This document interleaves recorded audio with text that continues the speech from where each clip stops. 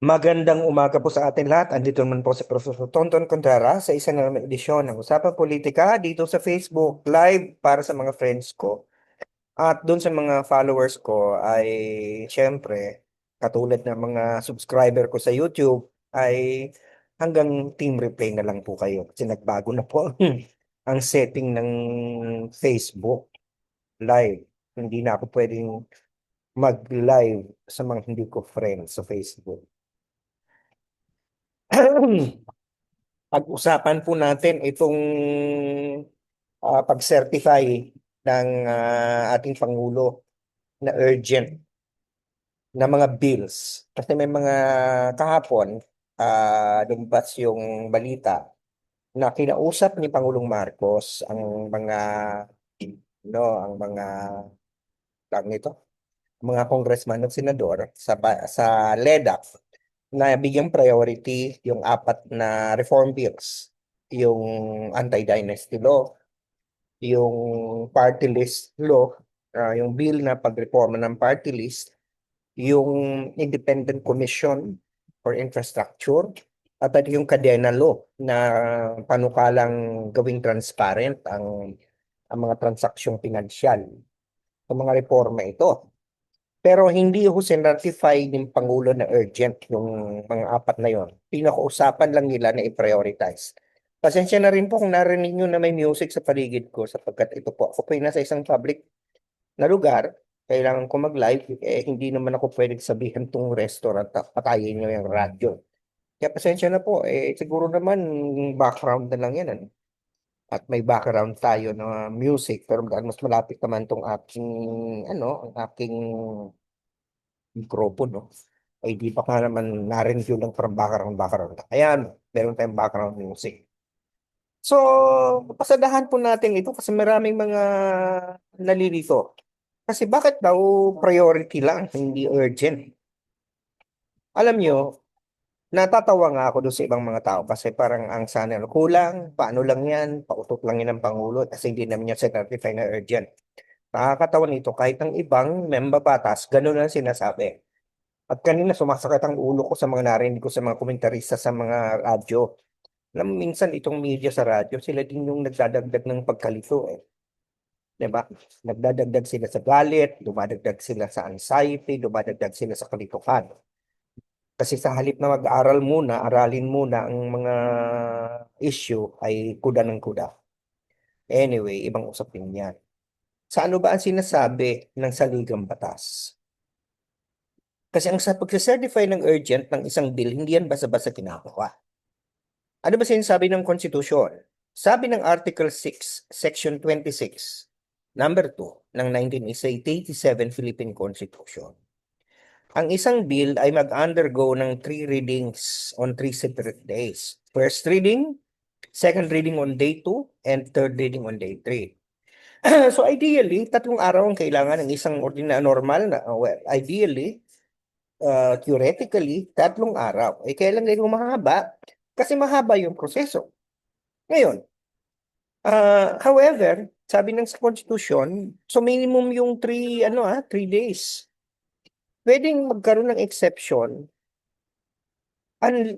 kapag ang presidente sinicertify niya ang necessity ng immediate enactment ng isang panukalang batas. Subalit ito ay may kondisyon. Kailangan mayroong public calamity or emergency. Hindi ito basta-basta pwedeng i-certify na urgent. So only in cases of a public calamity or emergency may the President certify a bill as urgent. That would require, therefore, both houses of Congress to dispense with the 3-day separation rule. So pwede nang i-approve ng second and third reading on the same day. Yun lang naman ang pag sinabing urgent. Sa totoo lang, hindi naman kailangan i-certify ng Pangulo na urgent para madali ng Kongreso. Pagbigyan nila ng priority, pwede naman nilang paikliin. Basta importante, sundin lang nila yun ng provision ng saligang batas na 3 araw. Unang araw, nabasa, first reading, i-refer sa committee. Second day, second reading para aprobahan. At third day, third reading, final approval. Ang nangyayari lang kapag sin-certify na urgent ng Pangulo ay pwedeng nang sa isang araw lang ma-approve na lahat ito in one day. Pero inuulit ko nga, hindi naman kailangan i-certify na urgent ng bill para mapadali. Kaya ang ginawa ng Pangulo ngayon, kinausap niya na ang Kongreso sa LEDAC na i-prioritize na itong apat na ito. Okay. So bakit ba kailangan may ganung klase na exception kapag mayroong public calamity or emergency? Kasi ito yung magsi-safeguard na kapag wala namang extraordinary situation na magde-demand ng immediate legislative action, na talagang masusing pag-aaralan ang mga panukalang batas para hindi tayo mabigugulat na lang merong rust law. Itong dahilan kung bakit yung anti-dynasty bill, yung party list reform bill, yung independent people commission bill, at yung sinasabi nating citizens access and disclosure of expenditures bill cannot be notified as urgent. Hindi siya pwede i-certify na urgent kasi wala namang kalamidad. Mahalaga itong mga reformang ito. Di ba? Bagamat may iba akong posisyon sa anti-dynasty bill, matagal na nating sinasabi na kailangan magkaroon ng batas. Bakit nasa saligang batas yan? Ang party list system ay matagal nang binababoy, hindi nasusunod, kailangan ng reforma.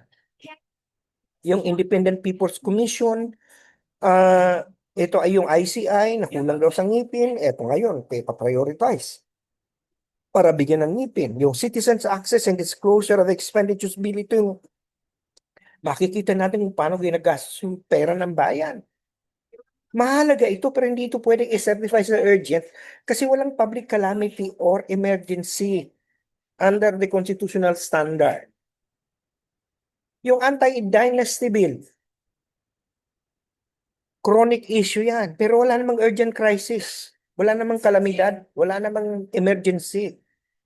Ang party list reform bill, mahalagang electoral measure yan para i-improve ang representational fairness. Pero wala namang national threat. Masasabi ng iba, abay, emergency ang korupsyon. Pero hindi naman ang ibig sabihin ng emergency na gano'n, kailangan may kalamidad. Katulad ng COVID-19. Kailangan may malawakang pagbagyo at bigo na lindol. So, hindi naman kailangan magkaroon ka ng Independent People's Commission na urgent yun dahil may kalamidad.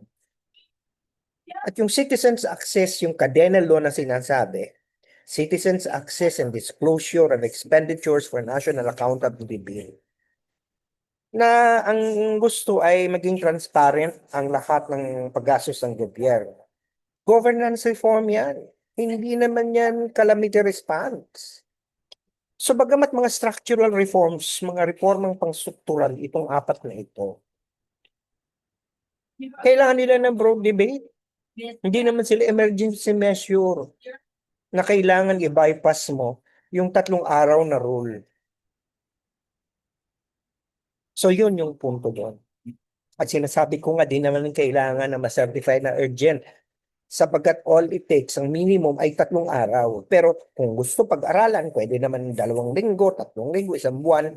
Pwede naman kung gusto ng Kongreso. Kaya nga, hininga na sila ng pakiusap ng Pangulo na i-prioritize ng apat na ito.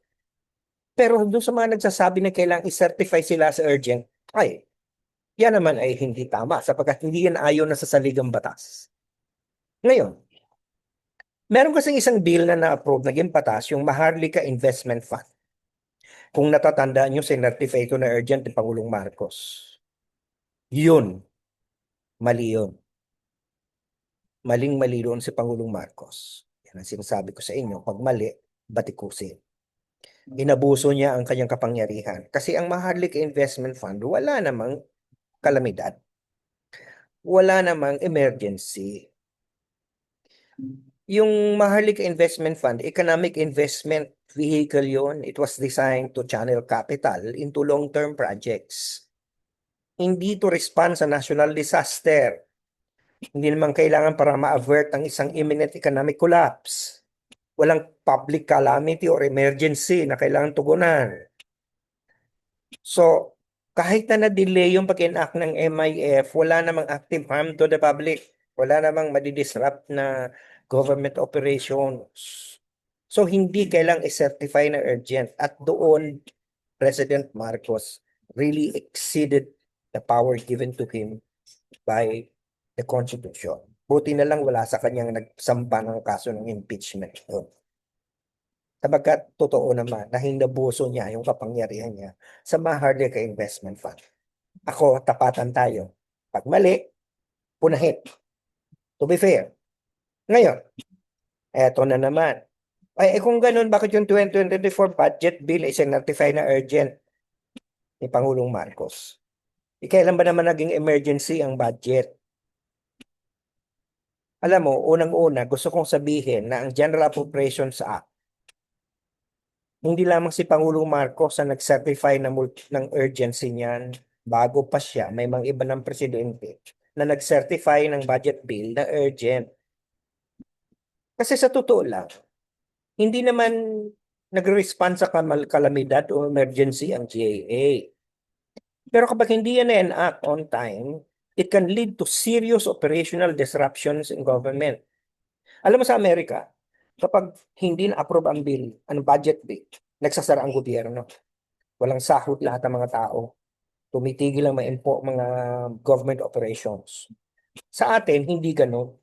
Nire-enact na lang. Kunyari, hindi na-approve ang budget ngayon 2026, pang 2026. Kung ano yung budget natin sa 2025, i-re-enact lang yun. So, sasabihin ninyo, di kung gano'n naman pala, hindi naman pala emergency kasi wala naman kailangan, wala naman dito sa meron po. Sapagkat pag mayroong automatic reenactment, yung mga bagong proyekto na sanay mapopondohan, nafi-freeze. Kung may promotion na ano, nakahintay, umaabang, hindi mabibigay. Yung mga pagbibigay ng mga bagong serbisyo, bagong programa, hindi pa di-deliver. Magkakaroon din ng consequences na medyo mahirap. Kaya dito, ang General Appropriations Act, maraming presidente na ang nag-certify nito na urgent to prevent reenactment para ma-ensure ang continuity ng services at para maipagpatuloy ang mga planong sa ekonomiya at sa public welfare. Bagamat ang ang exercise na to, ang gawain na to ay pinagdidebatehan.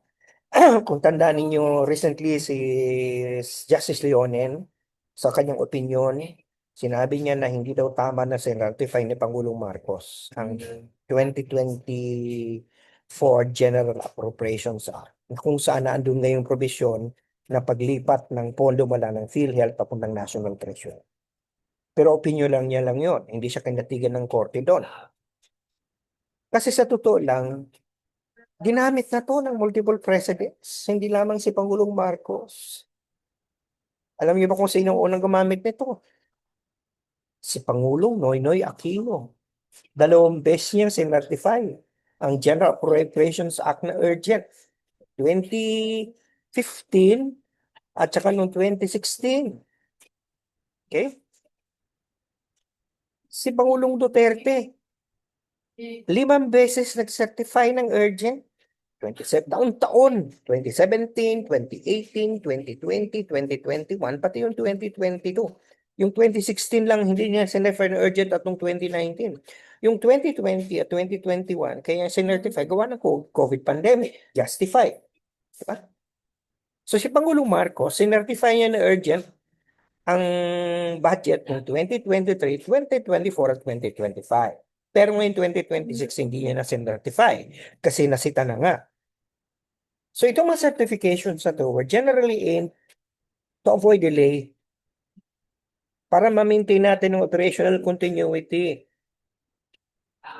So inuulit ko ha.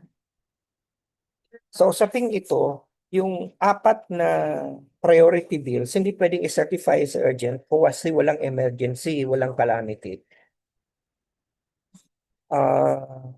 So malinaw yun. Yung pag-certify ni Pangulong Marcos ng Maharlika Investment Fund, mali siya doon. Pero yun sa budget, bagamat pinagdidebatehan, bagamat kini-question katulad ni Justice Leonen, ay ginawa na ng ibang pangulo. Nauna na si Nonoy Aquino at si Rodrigo Duterte. At dahil nga, ang inaano doon, bagamat ang budget ay hindi nag-respond sa kalamidad o emergency, magkakameron ng problema kapag na-reenact ito sapagkat may mga napondohan o balak pondo na proyektong hindi matutuloy kapag walang budget na bago. So sige po, sana po ay maninawan tayo, huwag tayong kuda ng kuda na sana sinratify na urgent. Hindi nga pwede at wala na may emergency at calamity. Yan ay mga reforma, yung anti-dynasty bill, yung party list reform bill, yung kadena bill, at saka yung ICI bill. Yan po yung mga reforma yan. Hindi naman yan nag-respond sa kalamidad. Sapagkat ang saligang batas ang kailangan natin sinusundan. O sige, sana napagturok yung kaisipan at plus ko ng puso at napabagong panahon sa buhay, lalong-lalo sa usapang politikal, dahil sabi sa akin ng Lasal, teach mind, touch heart, and transform lives. At sana nakapagsilap sa bayan, dahil sabi sa akin ng UP, serve the people. O, kita-kita na lang tayo, tuusap tayo ulit sa Biyernes. Ito po, Tonton Contreras lagi nagsasabi na magandang umaga, magandang tanghali, magandang hapon, magandang gabi, nasan man kayo sa mundo sa ngayon. Lalo sa mga team replay. UP naming mahal, mamayang hapon may laro. Kanin mula sa bye for now. Play safe. Stay healthy.